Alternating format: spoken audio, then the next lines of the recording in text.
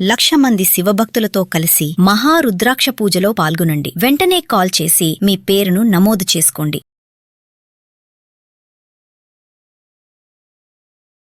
నమస్తే, welcome to Suman TV. నేను మీ కృష్ణవేణి. మొన్నటి వరకు గాయని మంగ్లీ, ఇవాళ ఒక ఫేమస్ యూట్యూబర్. ఇలా చాలా పేరు ప్రతిష్టలు. అసలు నిజంగా ఒక పేరు రావడం, ఒక యూట్యూబ్ మానిటైజేషన్ అవ్వడం, లేదా మన నలుగురికి తెలవడం అనేది చాలా కష్టం. అది అందరికీ సాధ్యం కాదు. ఎంతో మంది కంటెంట్ చేసినా చాలా టాలెంట్, దానికి తోడు కొంచెం అదృష్టం ఉంటే సాధ్యం. అంత అమాంతం లక్షలాది మంది ఫాలోవర్స్ ని సంపాదించుకున్న వాళ్ళు ఎందుకు సడన్ గా వివాదాల్లో ఇరుక్కుంటున్నారు? సరే, మంచి చెడు మనకు తెలియదు, చట్టం పరిధిలో ఉంది. బాధితుల వైపు ధర్మం ఉంటే వాళ్ళు గెలుస్తారు, ఇటువైపు వాళ్ళ విషయంలో ధర్మం ఉంటే వీళ్ళు గెలుస్తారు. కానీ ఎంత ప్రయత్నించినా పేరు కొందరికి ఎందుకు రాదు? కొందరికి చిన్న ప్రయత్నంతో విపరీతమైన పేరు ప్రతిష్టలు ఎలా వస్తాయి? వాళ్ళు సడన్ గా ఎందుకు డౌన్ ఫాల్ అవుతారు? ఈ వివరాలు మనకు తెలియాలంటే కంప్లీట్ గా గ్రహ స్థితుల మీద ఐడియా ఉండాలి. అలా ఉన్నవారు ప్రముఖ జ్యోతిష శాస్త్రవేత్త, మంత్రశాస్త్ర పండితులు, ఆధ్యాత్మికవేత్త బ్రహ్మశ్రీ కొండవీటి దత్తాత్రేయ శర్మ గారు ఉన్నారు. ఆయనతో ఈ అంశం గురించి సవివరంగా మాట్లాడి అనేక డౌట్స్ క్లారిఫై చేసే ప్రయత్నం చేస్తాను. నమస్కారం గురువు గారు. నమస్కారం.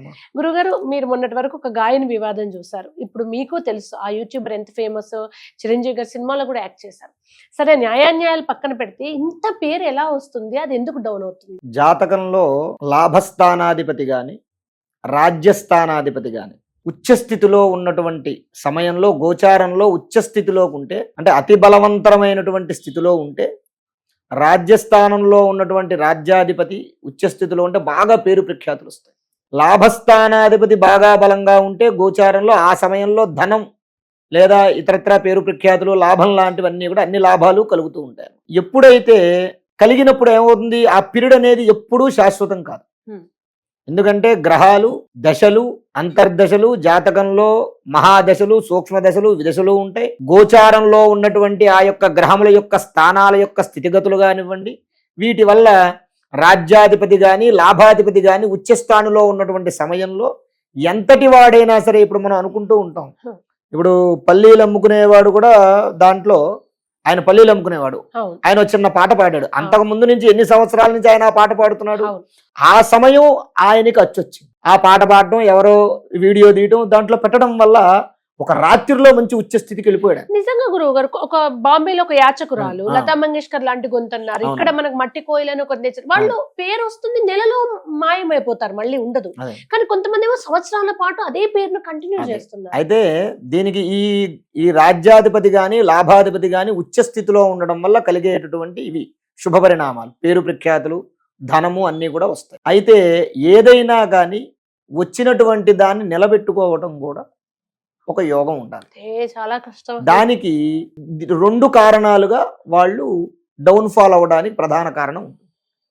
వ్యయస్థానాధిపతి, శత్రుస్థానాధిపతి, ఈ ఇద్దరిలో ఎవరైనా సరే, శత్రుస్థానాధిపతి బాగా బలంగా ఉండి వీళ్ళ యొక్క జాతకానికి చెడు చేసేవాడు అనుకోండి, ఏ పాపగ్రహం అయ్యాడు అనుకోండి, అప్పుడు ఏమవుతుందయ్యా అంటే, వీళ్ళ యొక్క పేరు ప్రఖ్యాతులు చూసి తట్టుకోలేక ఈర్ష్యాద్వేషాలతో పక్కనున్నవారు, సాటివారు, తోటివారు, బంధువులు, మిత్రులు వీళ్ళ మీద లేనిపోని చెడు ప్రయత్నాలు లాంటివి చేసి వాళ్ళ యొక్క కీర్తి ప్రతిష్టల్ని దెబ్బతీసేటటువంటి అవకాశం ఒక విధంగా ఉంటుంది.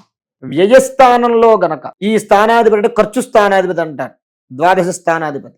ఈ వ్యయస్థానాధిపతి బలంగా ఉండి ఒకవేళ పాపగ్రహం అయ్యుండి వీళ్ళ యొక్క గోచారంలో సరిగ్గా లేడనుకోండి, వాళ్ళు చేసుకున్నటువంటి స్వయంకృతాపరాధాల వల్ల వాళ్ళకి నష్టం. ఇక్కడ ఖర్చు అనంటే మనం డబ్బు ఖర్చు అనే అనుకోకూడదు. కీర్తి నష్టం, లాభ నష్టం, పదవీ నష్టం, ఇవన్నీ కూడా కలుగుతాయి. ఈ 2 కారణాల వల్ల లాభరాజ్యాధిపతులు బలంగా ఉంటే పేరు ప్రఖ్యాతులు, లాభాలు కలుగుతాయి. శత్రుస్థానాధిపతి, వ్యయస్థానాధిపతి బలంగా ఉంటే ఇటువంటి సందర్భాలు కలుగుతూ ఉంటాయి. కాబట్టి ఈ కారణంగా ఏదైనా సరే పేరు వచ్చినప్పుడు దాన్ని నిలబెట్టుకోవటం కూడా చాలా అత్యంత కష్టం. దాన్ని నిలబెట్టుకోవాలి. ఆ నిలబెట్టుకుంటే ఎవరు ఎంత ప్రయత్నం అంటే, మనలో కూడా కొన్ని స్వయంకృత అపరాధాలు ఉంటాయి, కొన్ని బలహీనతలు ఉంటాయి. ఆ బలహీనతలు ఏవైతే ఉంటాయో అవి 10 మందికి తెలిసే విధంగా ఉండకూడదు. అది ఎప్పుడైతే 10 మందికి తెలుస్తుందో ఆ బలహీనతని వాళ్ళు బలంగా చేసుకుని మన యొక్క నాశనాన్ని వాళ్ళు కోరుకుంటారు. కాబట్టి ఆ కారణంగా ఇప్పుడు జరిగేవి చాలా మంది ఉన్నారు. వీళ్ళనే కాదు, ఇప్పుడు మీరు చెప్పినటువంటి మంగళీ గారు, లేకపోతే ఈ నందూశ్వరుడు, వీళ్ళే కాకుండా ఇంతకు ముందు కూడా వాళ్ళకి పేరు ప్రఖ్యాతులు బాగా వస్తాయి.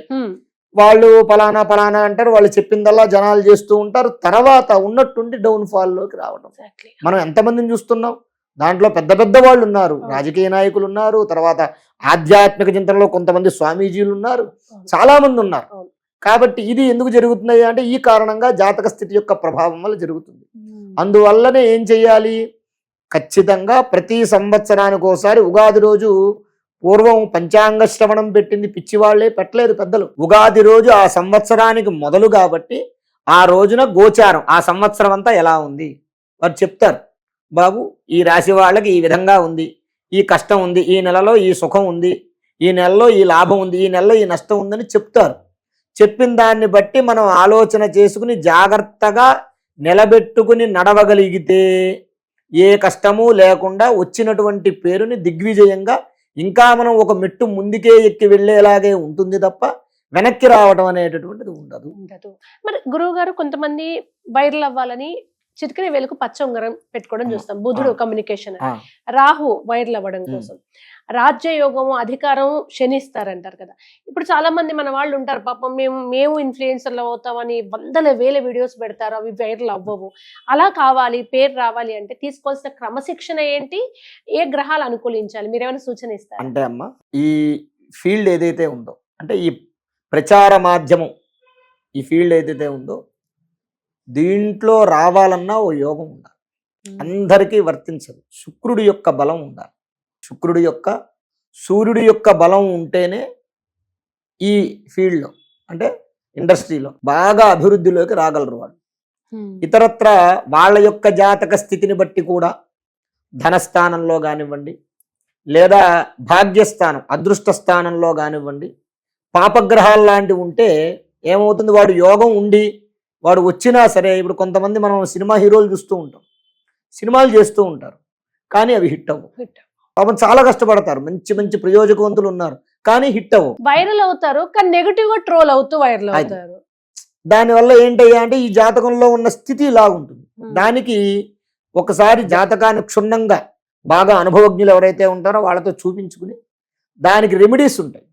ఆ రెమెడీస్ రెగ్యులర్ గా ఫాలో అయిపోవాలి. అంటే ఒకసారి చేస్తే అయిపోతుంది అనేది ఉండదు. జాతకంలో రాసి పెట్టున్నది ఎప్పుడూ కూడా మారదు. దాన్ని ఎప్పటికప్పుడు మనం కంటిన్యూ చేసుకుంటూ దాన్ని వెళుతూ ఉంటేనే దాంట్లో డెవలప్మెంట్ అనేటటువంటిది వస్తుంది. ప్లస్ శ్రద్ధ ఏకాగ్రత కూడా అవసరం. ఇంకోటి కూడా ఏంటయ్యా అంటే ఒక పని 10 మంది చేస్తున్నారు అనుకోండి, 10 మంది లాభాన్ని పొందారు, నేను కూడా అదే పని చేస్తానని ఇంకో 10 మంది రాకూడదు. అలా రావడం వల్ల కూడా కొన్ని ఇబ్బందులు ఉంటాయి. ఇప్పుడు నువ్వు 11వ వాడివి, నువ్వు 11వ వాడిగా వ్యాపారం పెడితే ముందు పెట్టిన 10 మంది దగ్గరికి వచ్చిన తర్వాతే నీ దగ్గరికి వస్తారు.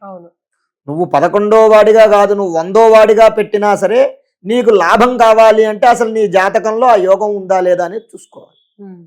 టాలెంట్ అనేటటువంటిది ప్రధానమైనటువంటిది. ఎంత ప్రధానమో నీ దగ్గర టాలెంట్ ఉన్నా సరే, గుమ్మడికాయంత టాలెంట్ ఉండగానే సరిపోదు, ఆవగించంత అదృష్టం కంపల్సరిగా ఉండాలి.